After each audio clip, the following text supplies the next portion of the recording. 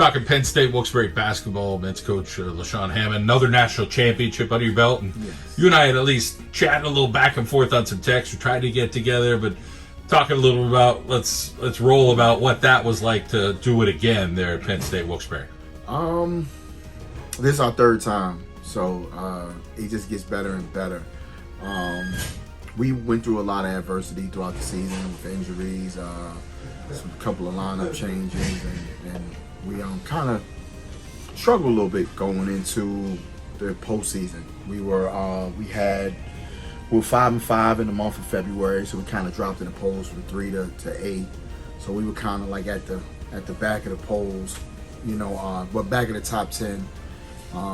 We went out early in the conference tournament due to some injuries, but the positive was the week and a half, almost 2 weeks that we had before the national tournament, we actually were able to get healthy. We went in as a 10th seed and went on and won the national championship. So I think that was something special. One, to win it as a 10th seed, and two, to go back to back.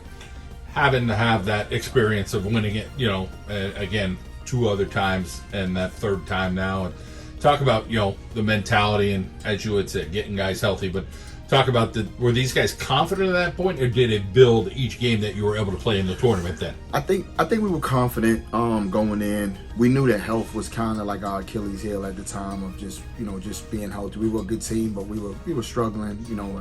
We would get 2 or 3 starters back, and then 2 would go out, and we didn't really have much consistency.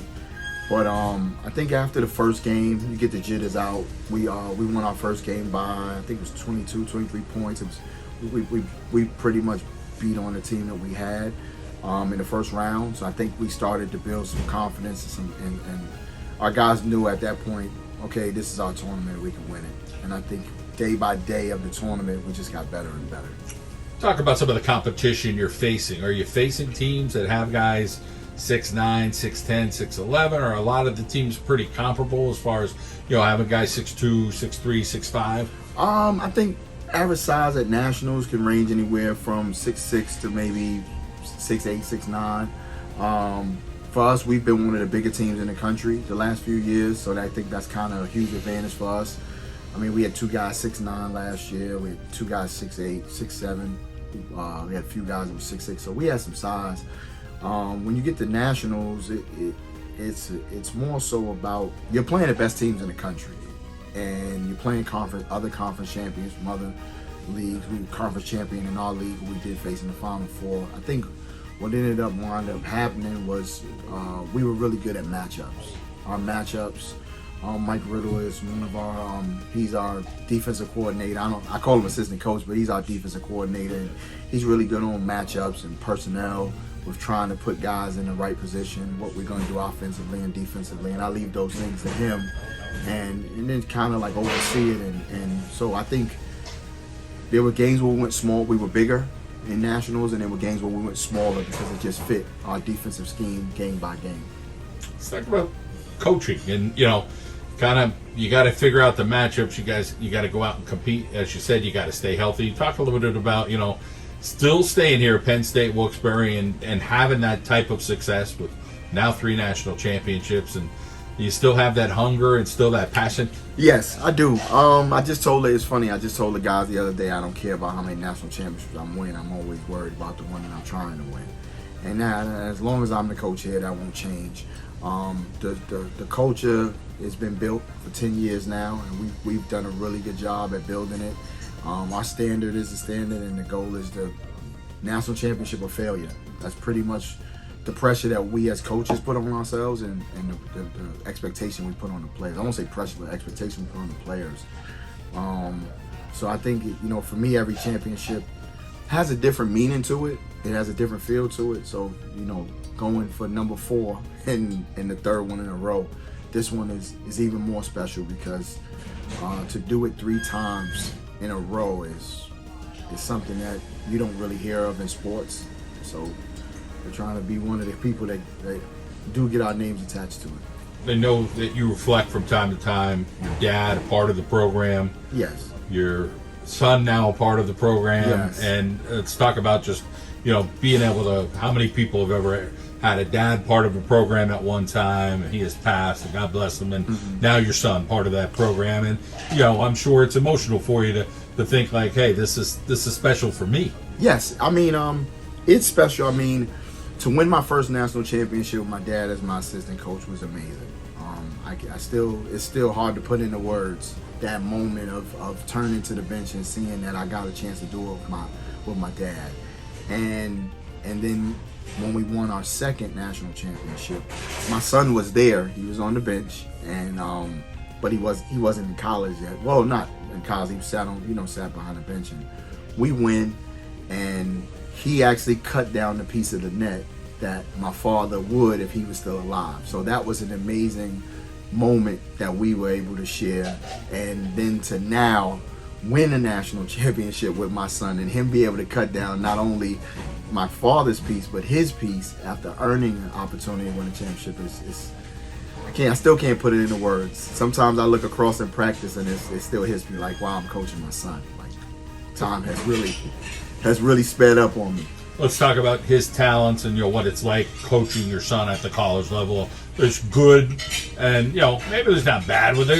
It's all good, no matter how you look at it. But we'll talk about what it's like.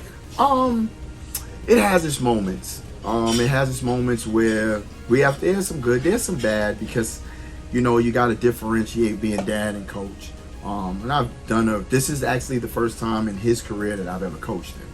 So, I've never, at the AAU in high school, I've always went to games, I always supported, I sat in the corner, but I've never coached him. So to be able to this being the first time to coach him, it's a small adjustment period, because now he's not hearing it.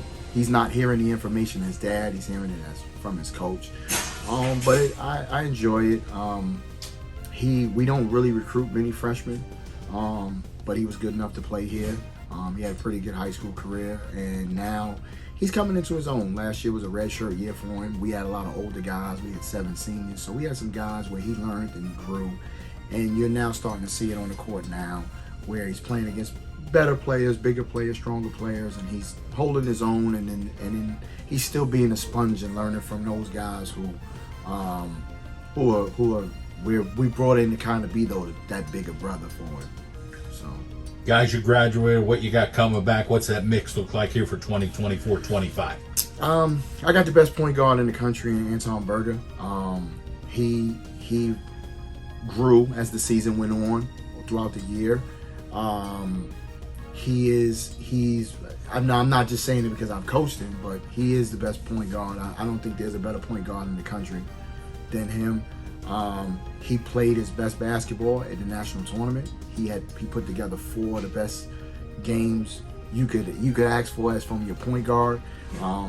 And we don't win a national championship without the ball in his hands and him just leading us game by game by game from a point guard perspective.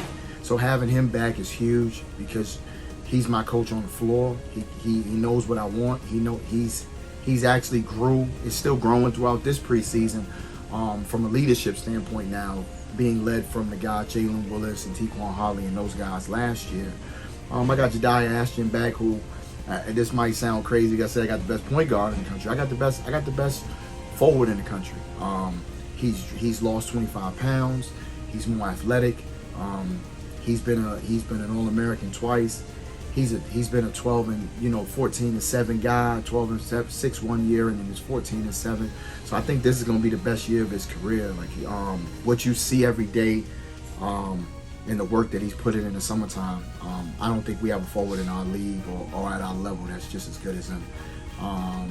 So I think those 2 guys returning. Elijah Perez is another guy who won a national championship with us. That's returning, and he played really well down the stretch. He battled some injuries, and he got back ready for nationals, and he played a little bit. He got the experience in the national tournament, and he gets a game-winning steal at the national, to win the national championship. He actually stole the ball and got to dribble it out, which is a moment we talk about all the time, and him trying to do it again. We brought some really good experienced players in. We got Christopher Killens and Jeremiah Miller, who were 2 guys that played in our league. They played in our conference. Actually beat me a few years ago for a conference championship. Two guys that are really good. Killen is a 3-level scorer who defends, plays both ends of the ball. He's a good two-way player. And then we got Jeremiah Miller, who can really score the ball. He's now playing a new position because he was kind of stuck underneath the basket the last few years, but now he's playing on the perimeter and he's playing really well. And both guys are All-Americans, all-conference players. They've came in the last few weeks and just kind of really just fit in from a playing standpoint, a leadership standpoint. So I like the things that I'm seeing from them. We brought in a guy, Namir Brooks, who's a 6'8" big, who's got some really good upside. We're watching him every single day get better and better and better. So we like him. We took an NAIA transfer in,